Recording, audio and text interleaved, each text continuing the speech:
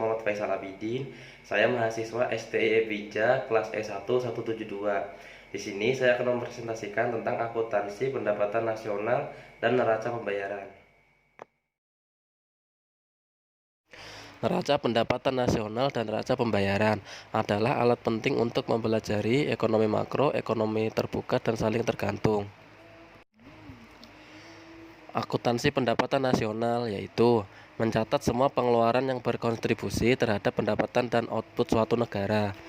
Akuntansi neraca pembayaran yaitu membantu kita melacak baik perubahan dalam hutang suatu negara kepada orang asing maupun kekayaan industri yang saling bersaing dengan ekspor dan impornya.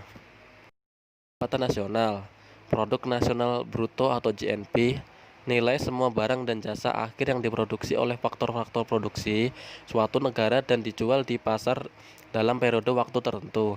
Itu adalah ukuran dasar dari output suatu negara. Akun pendapatan nasional, JNP dihitung dengan menjumlahkan nilai pasar dari semua pengeluaran dari hasil akhir. Konsumsi yaitu jumlah yang dikonsumsi oleh penduduk domestik swasta. Investasi yaitu jumlah yang disisihkan oleh perusahaan swasta untuk membangun pabrik dan peralatan baru untuk produksi di masa depan. GE keseimbangan sama dengan perbedaan antara pendapatan nasional dan pengeluaran produk domestik. GE keseimbangan adalah produksi barang dikurangi permintaan domestik. GE saldo adalah kelebihan pasokan pembiayaan domestik. Contoh, agraria mengekspor 20 kentang gandum dan mengekspor hanya 10 kentang gandum. Neraca pembayaran suatu negara melacak baik pembayarannya maupun menerimanya dari orang asing. Setiap transaksi internasional secara otomatis memasukkan neraca pembayarannya 2 kali, sekali sebagai kredit dan sekali sebagai debit. Akun neraca pembayaran. 3 jenis transaksi internasional dicatat dalam neraca pembayaran. 1.